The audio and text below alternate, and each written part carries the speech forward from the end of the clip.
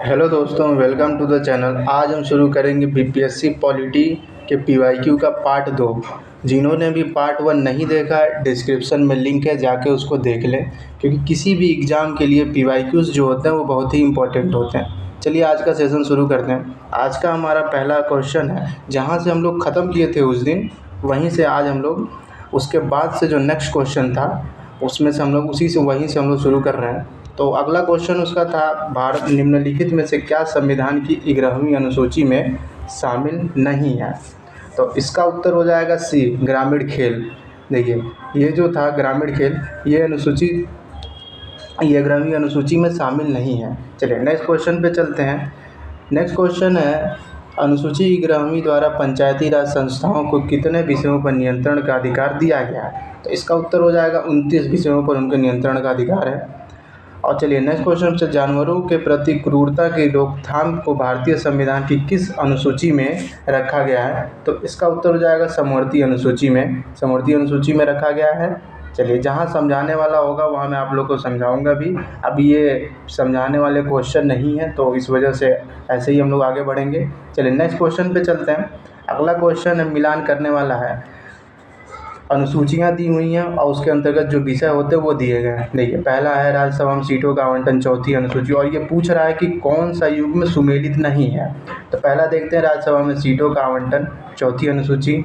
शपथ का प्रारूप, तीसरी अनुसूची। अनुसूचित क्षेत्रों का प्रशासन, छठी अनुसूची। और नेक्स्ट है संघ सूची, सातवीं अनुसूची में।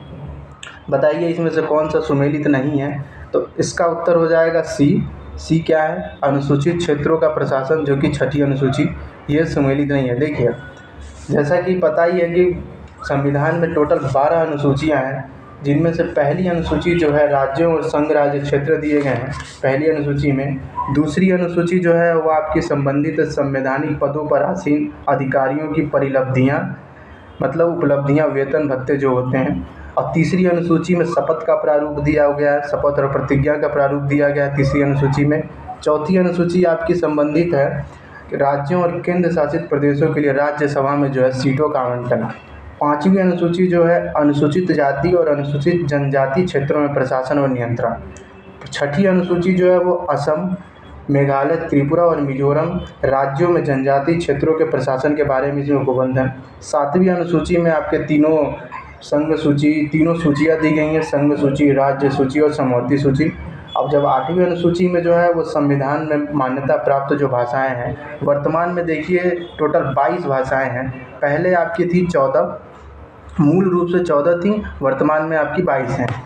9वीं अनुसूची भूमि सुधारों से संबंधित है, जिसको जो है वो पहला संविधान संशोधन जो 1991 था, उसके माध्यम से इसमें जोड़ा गया था। ठीक है। 10वीं अनुसूची जो है वो दल बदल से संबंधित है, जो 52वां संविधान संशोधन द्वारा जोड़ा गया। फिर 11वीं अनुसूची जो है आपकी पंचायतों की शक्तियाँ और प्राधिकारों से है। पंचायतों के लिए जो आवंटित विषय है वो टोटल 29 विषय इनको इसमें आवंटित किए गए हैं। और उसके बाद देखेंगे 12वीं अनुसूची, तो नगर पालिकाओं की शक्ति और प्राधिकार और जिम्मेदारियों से है। उनके लिए टोटल इसमें 18 विषयों का आवंटन किया गया है। चलिए नेक्स्ट क्वेश्चन पे चलते हैं।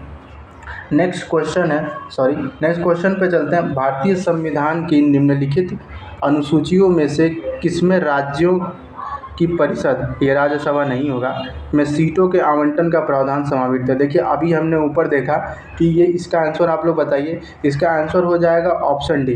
देख रहे हैं, ये देखिए, ये बीपीएससी 2025 में अनुसूचियों से क्वेश्चन पूछ रहा है, तो इसको आप लोग याद करके जाइएगा। चलिए नेक्स्ट क्वेश्चन देखते हैं। 6वां क्वेश्चन है, 5वीं अनुसूची किस विशिष्ट समूह के लोगों के शासन और हितों की सुरक्षा से संबंधित है? तो इसका उत्तर हो जाएगा वो अनुसूचित जनजाति। इसका उत्तर क्या होगा? डी, अनुसूचित जनजाति। इसी देखे पीवाईक्यू को देखने से हमें ये पता चलता है कि किस सेक्शन से कैसे क्वेश्चन पूछे जा रहे हैं। इस वजह से पीवाईक्यू मस्ट हो जाता है। तो आप लोग प्लीज़ इसको देख लीजिएगा, डिस्क्रिप्शन में लिंक दे दूंगा मैं, उसको आप लोग वॉच कर लीजिएगा। चलिए नेक्स्ट क्वेश्चन पे चलते हैं। भारतीय संविधान की 10वीं अनुसूची संबंधित है, देखिए हमने ऊपर, ये उसका हो जाएगा आपका दल बदल विरोधी कानून से। ठीक है। 7वां क्वेश्चन छूट गया था, 7वां देख लेते हैं। भारतीय संविधान की निम्नलिखित किस अनुसूची में दल विरोधी संबंधित अधिनियम दिया गया है, अधिनियम का प्रावधान है? ये भी हो जाएगा 10वीं अनुसूची। देखिए ये बीपीएससी री एग्ज़ाम 2024 में ये पूछा गया था। ये रिपीटेड क्वेश्चन है सारे, बैकग्राउंड नॉइसेस को आप इग्नोर कीजिएगा। चलिए नेक्स्ट क्वेश्चन पे चलते हैं। भारतीय संविधान की 10वीं अनुसूची संबंधित है, ये हो जाएगा आपका दल विरोधी कानून। देखना है रिपीटेड क्वेश्चन, ये रिपीटेड क्वेश्चन है आपके सारे। चलिए नेक्स्ट क्वेश्चन भाग 2 देखते हैं। भाग 2 आपका संबंधित है उद्देशिका से। प्रस्तावना में सिलसिले में निम्नलिखित क्रम पूछ रहा है, प्रस्तावना में जो है क्या क्रम दिया हुआ है? इसका उत्तर हो जाएगा ऑप्शन डी, सार्वभौमिक सत्ता संपन्न, समाजवादी, धर्मनिरपेक्ष और जनवादी और गणतंत्र।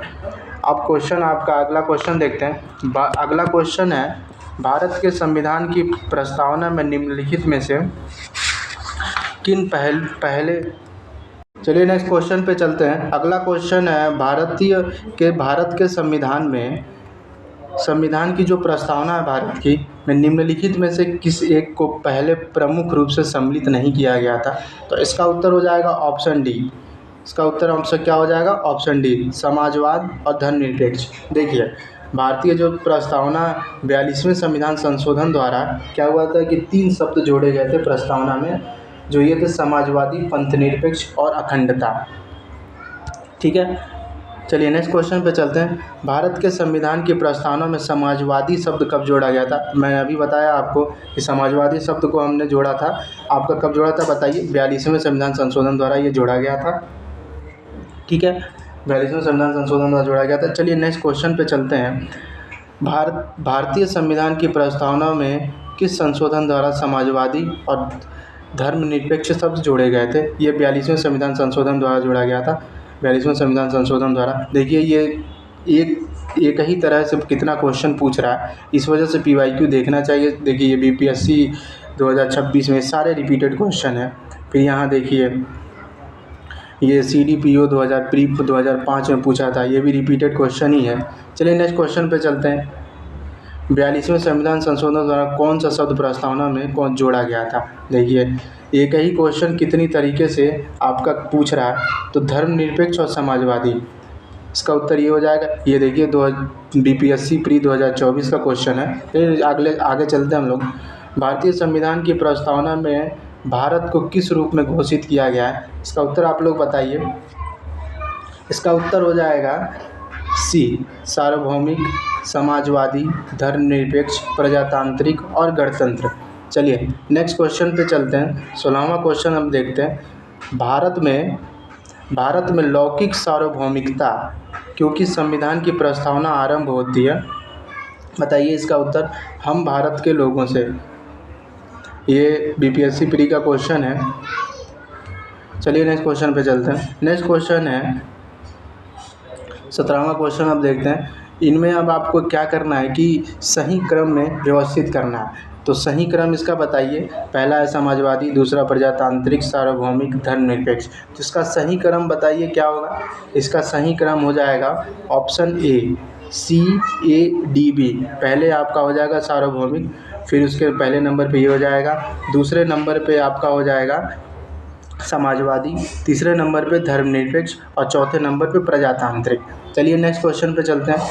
निम्नलिखित में से कौन सा भारतवर्ष को एक धर्मनिरपेक्ष राज्य के रूप में वर्णित करता है? तो इसका ऑप्शन हो जाएगा संविधान की प्रस्तावना। क्या उत्तर हो जाएगा? सब प्रस्तावना, क्योंकि इस प्रस्तावना में ही अभी हमने देखा ये सारी चीज़ें दी गई हैं, समाजवादी, धर्मनिरपेक्ष, ये समाजवादी, प्रजातांत्रिक, सार्वभौमिक, धर्मनिरपेक्षता, ये सारी चीज़ें इस वजह से प्रस्तावना ही भारत को एक धर्मनिरपेक्ष राज्य के रूप में दिखाता है। चलिए नेक्स्ट क्वेश्चन पे चलते हैं। नेक्स्ट क्वेश्चन अपना है, निम्नलिखित में से किसे भारतीय संविधान की आत्मा कहा जाता है? इसका उत्तर आप लोग बताइए। इसका उत्तर हो जाएगा ऑप्शन सी, प्रस्तावना को ही भारतीय संविधान की आत्मा बोलते हैं।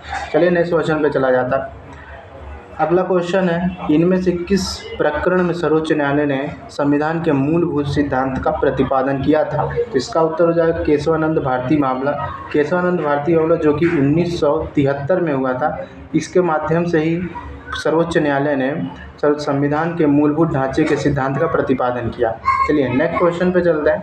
भारतीय सर्वोच्च न्यायालय ने किस या किन मुकदमों में सर्वप्रथम संविधान के मूल ढांचे का सिद्धांत प्रतिपादन किया?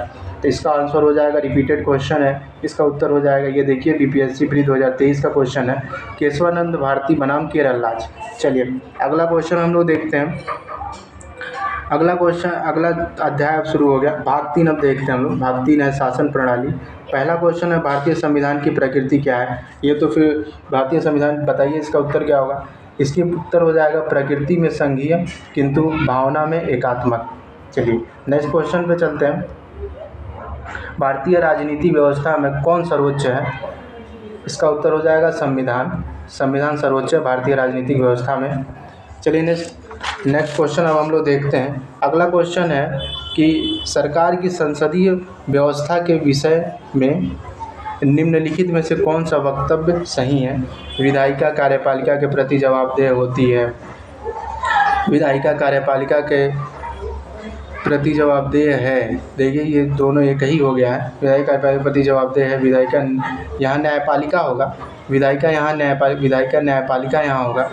तो विधायिका न्यायपालिका के प्रति जवाबदेह है, विधायिका कार्यपालिका के प्रति जवाबदेह है। विधायिका एवं कार्यपालिका दोनों स्वतंत्र हैं। राष्ट्रपति न्यायपालिका के प्रति जवाबदेह है। न्यायपालिका जो या फिर इनमें से कोई नहीं या उपयुक्त में से बताइए इसका उत्तर क्या होगा? इसका उत्तर हो जाएगा कि ऑप्शन ई, इनमें से कोई नहीं। चलिए अब नेक्स्ट क्वेश्चन पे चलते हैं। अगला क्वेश्चन है भारत में प्रजातंत्र इस तथ्य पर आधारित है, तो इसका उत्तर बताइए। इसका उत्तर हो जाएगा ऑप्शन सी, जनता को सरकार को चुनने तथा बदलने का अधिकार प्राप्त है। चलिए नेक्स्ट क्वेश्चन पे चलते हैं। अगला क्वेश्चन है विधि का नियम या कानून का अधिराज्य का मतलब क्या होता है? इसका मतलब बताइए आप लोग। तो विधि का नियम या कानून का अधिराज्य का मतलब होता है सभी के लिए एक कानून और सभी के लिए एक न्यायतंत्र। ये बीपीएससी प्री 2020 का क्वेश्चन है। चलिए नेक्स्ट क्वेश्चन पे चलते हैं। भारतीय प्रशासन में विभाजन प्रणाली जो है वो संबंधित है। ये किस चीज़ से संबंधित? नीति एवं कार्यान्वयन से। देखिए भारतीय प्रशासन में विभाजन प्रणाली नीति निर्माण और कार्यान्वयन से संबंधित है, जिसमें सचिवालय नीति निर्माण करता है और जबकि कार्यान्वयन निदेशालय द्वारा किया जाता है। चलिए नेक्स्ट क्वेश्चन पे चलते हैं। अगला क्वेश्चन है निम्नलिखित विशेषताओं में से केंद्रीय शासन व्यवस्था के लिए कौन सी सही नहीं है? इसका उत्तर क्या होगा? इसका उत्तर हो जाएगा बड़े देशों के लिए आदर्श से। ये पूछ रहा है केंद्रीय शासन जो व्यवस्था होती है उसके लिए क्या सही नहीं है? ऑप्शन सी इसका सही उत्तर होगा। चलिए नेक्स्ट क्वेश्चन पे चलते हैं। निम्नलिखित में से कौन सा कथन, ये इसको इग्नोर कीजिएगा, प्रिंटिंग मिस्टेक हो गया है। कौन सा कथन सत्य है? तो इसका उत्तर हो जाएगा ऑप्शन ए, संयुक्त राज्य अमेरिका के सरकार की संघीय प्रणाली। भारतीय सरकार की संघीय और एकात्मक प्रणाली दोनों प्रकार की प्रणाली है, गलत हो जाएगा। फ्रांस की सरकार एक संघीय प्रणाली है, ये भी गलत हो जाएगा। पाकिस्तान में प्रधानमंत्री की नियुक्ति वहाँ की जनता द्वारा होता है, ये भी गलत हो जाएगा। चलिए अगला भाग देखते हैं। अगला भाग राज्य और संघ राज्य क्षेत्र। अब इसमें देखिए दिल्ली एक क्या है? दिल्ली एक संघ राज्य क्षेत्र है, केंद्र शासित वही। चलिए नेक्स्ट क्वेश्चन पे चलते हैं। 31वां क्वेश्चन अब देखते हैं हम लोग। सिक्किम भारत का एक राज्य बनाया गया, इसका उत्तर क्या हो जाएगा? इसका उत्तर हो जाएगा 35वां संविधान संशोधन के अंतर्गत बनाया गया। देखिए 35वां संविधान संशोधन अधिनियम जो था वो 1974 में पारित हुआ और इसके द्वारा सिक्किम को भारत का एक संयुक्त राज्य के रूप में इसको शामिल किया गया था। और फिर 36वां संविधान संशोधन द्वारा क्या किया गया? 36वां संविधान संशोधन 1975 के माध्यम से सिक्किम को 22वां पूर्ण राज्य का दर्जा इसको दिया गया।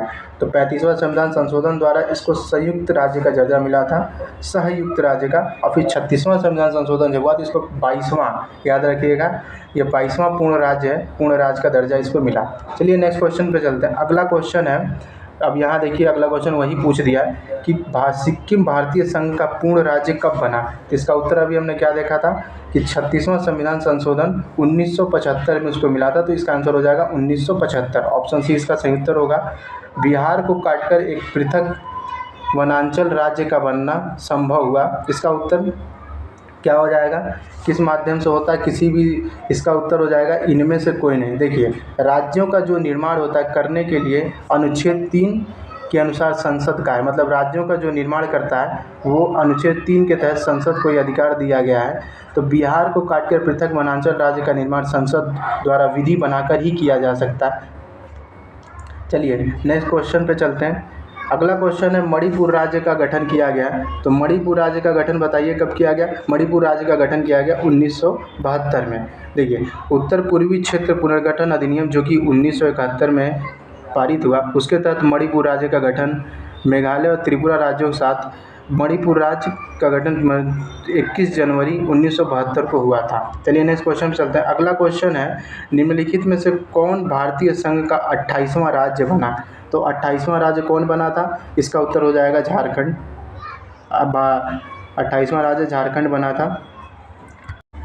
अगला क्वेश्चन देखते हैं। आज़ादी के बाद भाषा के आधार पर भारत के राज्यों का पुनर्गठन किस वर्ष में हुआ था। तो इसका उत्तर क्या हो जाएगा, ऑप्शन सी इसका सही उत्तर हो जाएगा 1956। चलिए आज के लिए ही इतना ही, कल फिर मिलते हैं, तब तक के लिए धन्यवाद।